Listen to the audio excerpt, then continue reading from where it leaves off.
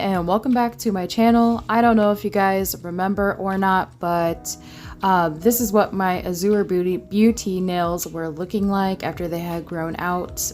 Actually, they weren't that grown out, so I just decided that I wanted to do a gel mani over them. And so here I'm showing you a little bit of how I prep my nails. So this is a 240 sanding band. Like, this is a very, very fine grit sanding band. It's probably the finest grit that you can find typically for nail related sanding bands. So this is just to remove the shine from my natural nail. Excuse me, I do not like I would never use like an 80 grit sanding band on my natural nails. If you do, that's fine, that's up to you, but I'm not trying to file my nail away. I'm just trying to remove the shine. But then after that, I am going to go ahead and go around the cuticles with this end of my cuticle pusher. It just kind of scrapes a little bit of that cuticle off. Again, I'm not pushing very hard at all. I already got most of the cuticle up with that sanding band. This just kind of, my cuticles were already looking pretty good, and it just gave it that extra little bit of push. So then, as always, you don't have to do this step, but I do. I use my prep and my prime from the Nail Matrix. I do one layer of the dehydrator or the prep, and then 2 layers of the prime. You can just do the dehydrator and go in with your base coat if you would like when you are applying Polygel, but that is what I'm going to use here today, and you'll see that here in a moment. But I never leave this step in. However, it is a very important step, and I do this on my natural nail. So you could see that my thumbnail actually broke off. It was one of my longest natural nails that I had, but I left it exposed to the elements too long. If you remember in my Azure Beauty video, I had cut myself with my nail file on the side of my nail, and so I couldn't I had to just put a bandage around my finger. I didn't want to put any nail products or get any nail products in my cut. So yeah, that's why this is happening right here, and why my nail broke off, because after I took the band-aid off, I just did not get product on it soon enough, and it broke. But it's already well on its way to growing back out, because it's been almost like a month now since I've done this video. And yeah, so definitely has its 3 or 4 weeks worth of growth. And so I am going to sculpt my nails today, so I thought this would be a fun process to show you guys again. I love sculpted nails. Like, I love them. I just think they're so pretty, and they just have that natural curve, and this curve will kind of match what's going on with my natural nails that naturally curve. They have a really pretty curve to them as well, and I just wanted to keep everything similar. So yeah, I really like this set. Actually, I got a lot of compliments on this set while I wore it. The gold polish that I used was just really pretty. You guys just wait and see.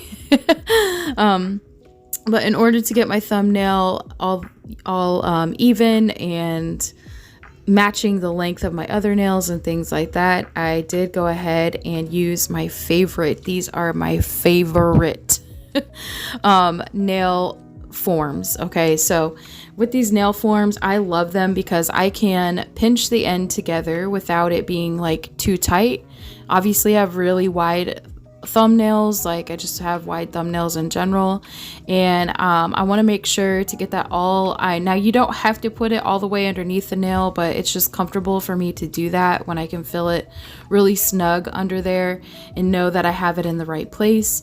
You can see I'm always triple checking, and I pinch it together at the end under my finger first, and then I go ahead and pinch the middle if I want to make it like thinner. Or give it, like, especially if you're doing a stiletto nail, the more that you pinch the form, the thinner that your nail, or the thinner you can form or sculpt what you're doing up top, and the more C-curve that you're going to have. So I thought this was a pretty good match, and I liked the way this was looking. And then, of course, you don't have to, but I do press it around the top of my finger or thumb as well when I am the form itself, so that it's really, really nice and snug. These nail forms do not move at all. I never have any problem with them, like, whatsoever. And yeah, so I knew that I was going to be doing a gel polish design over this set, and so I did use my iMethod Clear Polygel. I actually really love iMethod Beauty. I don't know what happened to them, but I stopped hearing from them after they sent me this PR. And I know that they had a website, but I haven't checked it in a while. But I really enjoy their polygel products, and I also really love iMethod gel polish. You guys, it's just absolutely gorgeous. And it works really well. I love the consistency and everything. So pretty happy with this iMethod product that I'm using right now. But I did want a polygel. This might not be the most clear polygel on the planet, but it has a nice consistency to work with. I knew I was going to be painting gel polish over this polygel anyway, so it just didn't really matter to me. And you can see how I'm sculpting my nail here. I'm just starting out with the tip. I like to make sure that I have product over my tip and over my thumbnail. And here I can see that on the left hand side of my nail, or on the inside of my thumb, I did not have enough product in that area. So I am going to make sure that I pat and press down because I don't want these nails to break. Obviously, I don't want them to be that thin. So for this first layer, I do make sure that I have the tip sculpted out and that it does go over where my tip, my natural nail, meets the form. After I feel like that meeting place of the natural nail and my tip is nice and sculpted the way that I want it to be, I do go ahead and focus on the cuticle, making sure to get it close and flush, so that way when I go in with my second bead, if it's necessary, that cuticle area is already done and I just need to blend the second bead into it. So I thought you guys would or might enjoy some of this real-time application, so I'm going to go ahead and let you watch this and I'll be right back.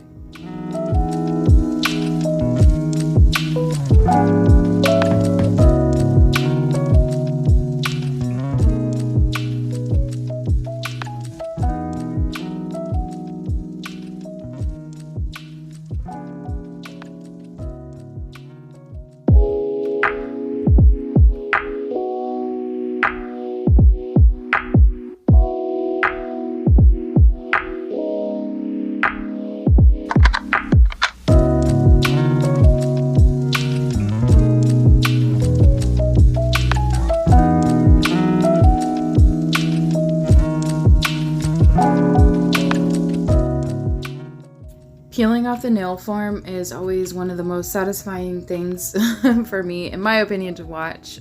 So I think it's really cool, but it also allows you to see what kind of shape that you're dealing with and how your first little bead or structure is going so far. And you can see that these are very sticky. These nail forms, I love these things. Like, I just love how long they are. They're the perfect length. You can shape them well. Easy for beginners if you're trying to do forms. So yes, absolutely recommend. And then after my second bead, here is what my nail is looking like. From here on out is just going to be some random clips of me doing my nails and different ways I had to form and sculpting my polygel, but I did sculpt my entire right hand to match my left hand like I mentioned earlier, and it is like, I don't know, I just love sculpted nails. I use nail tips as well. I have nothing against using nail tips. I just like the way that these look. And I wish I could have done them a little bit longer, but you know, like I mentioned before, like work and everything, this is kind of like my max length for typing and different things like that. But yes, I'll let you go ahead and enjoy this for now.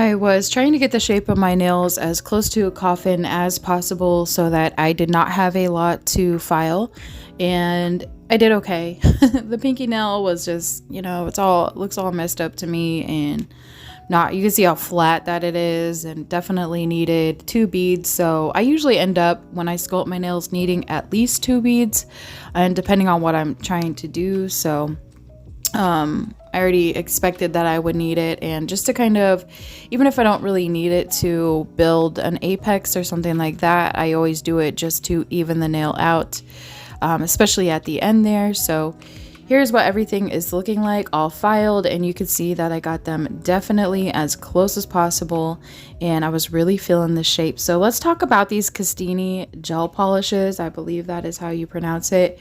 They have gorgeous colors. This was like a 24 plus 3 set for $4.99. You guys, I got this for $5 on Amazon. These are very, very beautiful fall colors. All of the glitters in them were amazing. I wouldn't really compare them to any other brand, but I have seen people unbox these types of gel polishes on Temu.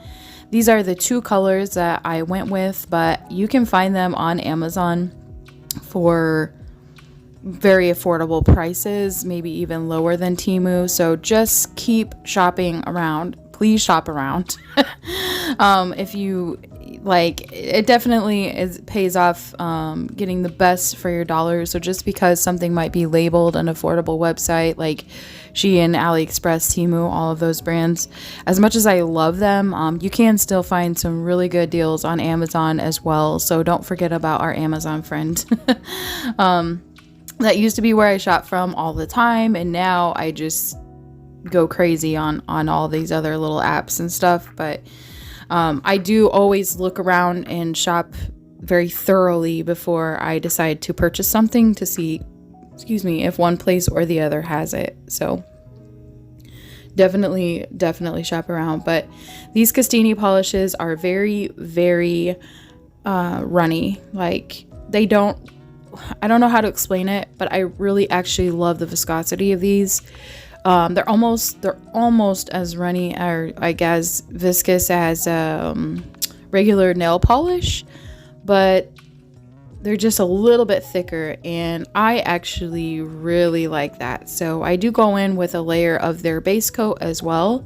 I didn't have any problems with my gel polish chipping on my right hand, on the hand that I am applying the base coat on right now.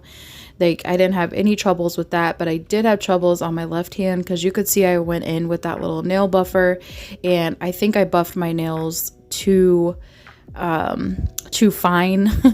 And so the base coat had trouble sticking to the dip powder.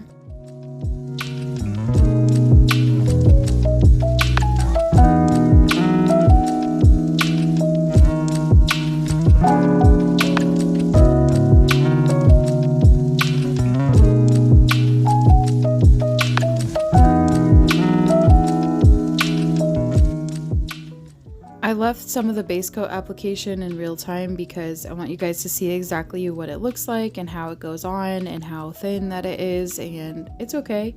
I only cure my base coat for 30 seconds. I want it to be really tacky so that way the gel polish can stick to it a lot better. And yeah, after that I just go in with this really pretty green color. There were 2 green colors or options that I could have choose from, but I thought this one just looked better with the gold, and so I did go in with 2 coats of this. I always do my gel polish in 2 coats, but you could see I could have got away with 1 layer. So even though this gel polish is really thin, it's actually like very pigmented, and it has great coverage. And on top of that, it also stays in place, even though it's runny. I don't know how to explain it, but I did really enjoy using this. And since this color is a darker color, I did cure it for 30 seconds. So that way there wasn't any wrinkling or anything like that. So I really did enjoy using this gel polish, even though it was kind of like a weird viscosity. I don't know. But the colors are for $5 and you get 24 colors. It's pretty good. And I love gel polish deals. I love gel polish in general. I have a ton of it, but it's because I also like to do nail art. So I'll just leave it at that. And yeah, this was just so easy to do. It was a simple nail design. It was quick. Yeah, very easy to sculpt my nails. I really enjoy Polygel. I hadn't played in Polygel for a while, and I was like, let's make my nails match for once, because they never match because of content. And so yeah, these just turned out super pretty. And so stay tuned for some upcoming content. I'm getting really tired and winded, so I don't really want to talk anymore. Again, I do 2 coats. I cure each coat for 60 seconds, and then I'll go in with the gold polish, and it's just really, really pretty. And yeah, thank you all so much for being the best part of my channel. And as you already know, I will see you in my next video. I have a lot of fun upcoming things that I did, and now I'm getting more excited again. And I used to like really struggle, actually, you guys. So I used to struggle a lot with creativity and what I should do and what to do, and always use like inspiration pics and stuff. And now I just have so much to do that I'm almost like, I'm pretty overwhelmed with it. And but one by one, I'm knocking these videos out. So thank you again so much for being here and being the best part of my channel, and I'll see you in my next video.